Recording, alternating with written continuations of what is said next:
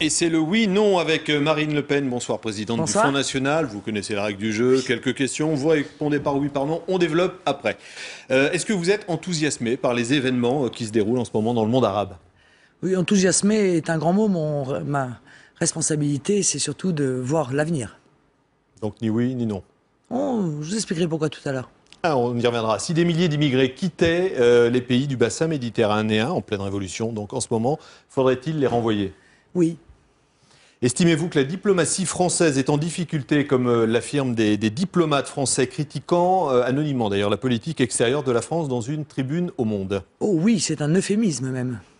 Les cours du pétrole flambent. Demandez-vous au gouvernement de bloquer les prix à la pompe? Oui. L'UMP s'apprête à lancer à la demande de Nicolas Sarkozy un débat sur l'exercice des cultes et la place de l'islam en France. Est-ce que vous dites merci à Nicolas Sarkozy? Oui, je trouve que c'est une très bonne idée. Vous devenez majoritaire. Est-ce que vous revenez sur la retraite à 60 ans et vous maintenez les 35 heures en l'état? Je reviens à la retraite à 60 ans, oui. Et les 35 heures? Et je permets la négociation par branche, mais je ne touche pas de manière unilatérale aux 35 heures. Et concernant la retraite, je remets en place aussi l'échelle mobile des salaires. Parce qu'on l'a supprimé, notamment M. Mitterrand l'a supprimé, ce qui est un véritable scandale, parce que dans la situation d'inflation que nous allons vivre, eh bien, croyez-moi, les salariés vont beaucoup souffrir de la disparition de cette échelle mobile des salaires. On va développer tout ça dans quelques instants. Il me restait une dernière question. Est-ce que vous êtes certaine d'obtenir 500 signatures de parrainage pour vous présenter, si tel est le cas, à l'élection présidentielle en 2012? Non, je ne suis pas certaine, mais si je ne les obtiens pas, c'est que définitivement la démocratie française aura disparu.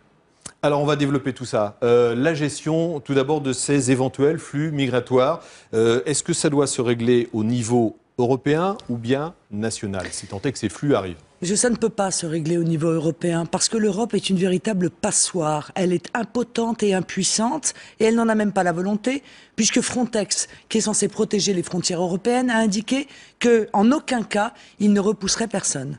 Moi, je propose donc des solutions très précises. Passer un accord bilatéral avec l'Espagne et avec l'Italie en vue de permettre à nos marines respectives de protéger nos eaux territoriales et de repousser éventuellement les clandestins qui chercheraient à atteindre nos côtes. C'est-à-dire par quel moyen? Quand vous dites protéger, ils peuvent ouvrir le feu, pour faire simple? Non, pas du tout. Ils ramènent les bateaux en dehors des eaux territoriales si les bateaux entrent dans nos eaux territoriales nationales. Deuxièmement, je propose de réintroduire aux frontières espagnoles et italiennes des douaniers pour protéger nos frontières, parce que, évidemment, les frontières européennes ne sont pas protégées. Et troisièmement, je propose de poursuivre et de condamner très lourdement tous ceux qui incitent à l'immigration clandestine ou qui aident les filières d'immigration clandestine ou qui en profitent comme un certain nombre de grands patrons. C'est les fameux réseaux dont parlait Brice Hortefeux qu'ils démantèlent. Ils en ont démantelé, il y a quelques jours. 7 en 2010, alors on ne va pas aller très loin avec tout ça. Non, c'est aussi ceux qui profitent de cette immigration clandestine pour se servir de ces gens comme de nouveaux esclaves.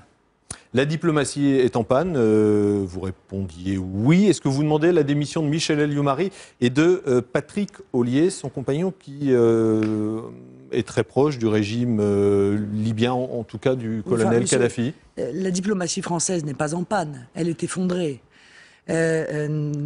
L'image de la France est effondrée dans le monde. Il n'y a aucune vision stratégique, il n'y a aucune défense des intérêts de la France et des Français. Tout ce qui est dit dans cette tribune du Monde par ces diplomates est parfaitement juste. Nous n'avons plus de voix, nous n'avons plus de moyens de nous faire entendre. Et ça, c'est à cause, non pas somme toute de Madame El-Youmari ni de Monsieur Ollier, c'est de la faute de Nicolas Sarkozy, qui, en toute situation, a agi,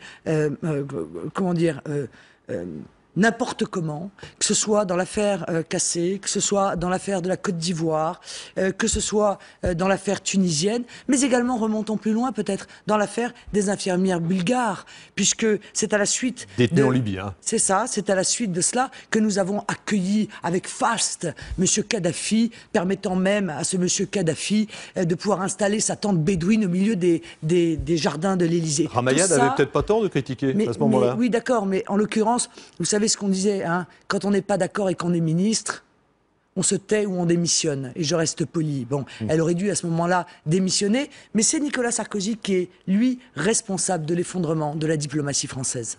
Alors, autre réponse sur le prix de l'essence qui risque fort d'augmenter à la pompe compte tenu de la flambée du pétrole.